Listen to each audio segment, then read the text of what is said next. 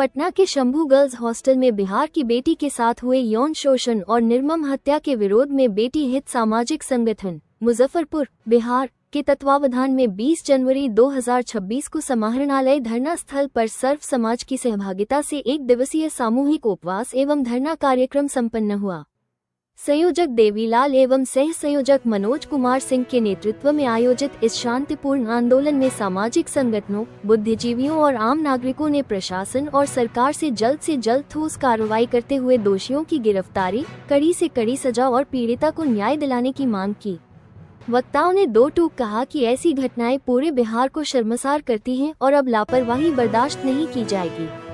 पटना में Shambhu girls hostel में जिस तरह बिहार की बेटी के साथ जघन्य अपराध हुआ, कुकृत्य हुआ और फिर उसकी हत्या की गई, और उससे भी शर्मनाक बात यह है कि जिस तरह उसमें लीपापोती करने की कोशिश की गई पटना पुलिस द्वारा, और जितने भी उसमें लोग संलिप्त थे उन लोगों के द्वारा, ये दुर्भाग्यपूर्ण है।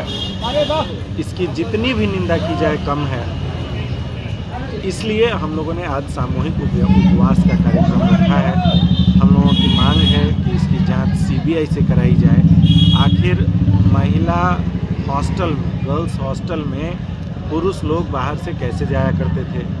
डेली शाम में, आज ही के पेपर में रिपोर्ट छपा है, कल से सोशल मीडिया पे चल रहा है कि शाम में वहाँ लग्जरी गाड़ियों की लाइन लगती थी। तो ये कौन से लोग थे, कौन से रसूखदार लोग थे जो लग्जरी गाड़ियों से वहाँ गर्ल्स हॉस्टल में आया करते थे? और पुलिस क्यों इस पे पर्दा डाल रही है?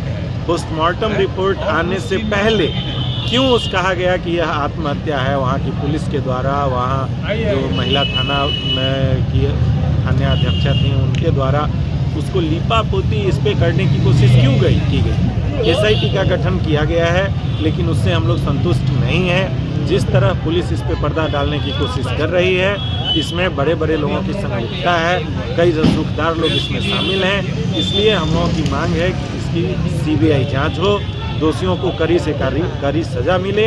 इसलिए आज हम लोग सामूहिक उपवास पर बैठे। उपवास की धरना है। निर्भया छात्रा, जो नीट की छात्रा थी, वह पटना के शंभू गर्ल्स हॉस्टल में रहकर पढ़ाई करती थी। वह शंभू गर्ल्स हॉस्टल के मालिक मनीष कुमार रंजन जी, जो बड़े पैमाने पर पटना में गर्ल्स हॉस्टल चलाते हैं, उनका एक गर्ल्स हॉस्टल नहीं है, दर्जनों गर्ल्स हॉस्टल है, चल रहा है। 5 साल पहले वो कोरोना काल में नौकरी करते थे।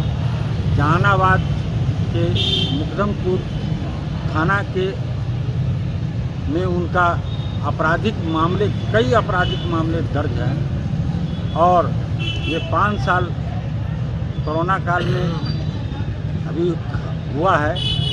2 साल नौकरी किए पटना के एक हॉस्पिटल में, और वहाँ से बड़े पैमाने पर ऑक्सीजन गैस सिलेंडर का यह माफिया का सरदार बन गए, और उसी के काली कमाई के पैसे से लगभग 15-20 करोड़ रुपया का गर्ल्स हॉस्टल बनाकर और यह सेक्स रैकेट चलाते थे। उसी के कड़ी में ये निर्भया छात्रा उसकी शिकार हो गई, और उसको बलात्कार करके हत्या हत्या नहीं हुआ था उस समय, उसको हॉस्पिटलाइज करना पड़ा। और हॉस्पिटल के में जहाँ वह सहजानंद सिंह के हॉस्पिटल में गई, प्रथम दृष्टया में जब वह खून से लथपथ थी, उसी हॉस्पिटल में उसके सारे कपड़े चेंज कर दिए गए, और बगल के साँच को मिटाते हुए बगल के जो एक हॉस्पिटल है प्रभात मेमोरियल अस्पताल में उसको भर्ती करा दिया गया। अभी कांड का अनुसंधान चल ही रहा था कि उसके पहले मेडिकल एसोसिएशन के पूर्व अध्यक्ष सहजानंद सिंह के द्वारा इस साक्ष्य को छुपाने के लिए बयान दिया गया और जो रसूखदार हैं, जो अपराधी हैं, जो शंभू मनीष रंजन जो हॉस्टल के मालिक हैं, उन्होंने कहा, बयान दिया कि हमने किराया पर दिया है। तो अभी तक पुलिस ने उस किराएदार का किरायानामा पुलिस के सामने प्रस्तुत नहीं किया है और उसकी संचालिका नीलम अग्रवाल और उसके बेटा अंशु अग्रवाल जो इस केस में सारी जानकारी और 13 दिन 14 दिन हो गए और वह लापता है। अभी तक पुलिस उसको खोज नहीं पाई है, उसकी गिरफ्तारी नहीं हुई है। उसके पहले पुलिस और डॉक्टर इस रसूखदारों को, इस बलात्कारियों को और ऐसे हॉस्टल चलाने वाले को बचाने के लिए साजिश रच दी है, जिससे पूरा बिहार की जो हमारी बहन बेटियां हैं, माँ हैं, शर्मसार हुई है और इस सरकार के जो पुलिस रवैया है, प्रशासन की जो भूमिका है ना, उसका संदिग्ध है, उसके खिलाफ में आज पूरा बिहार जग चुका है। मैं भारतीय जनता पार्टी का एक सेवकदार हूँ और पहले समाज है, हम और आप हैं, तब कोई पार्टी है, बिहार है और देश है। तो बेटी के हित में ये सामाजिक संगठन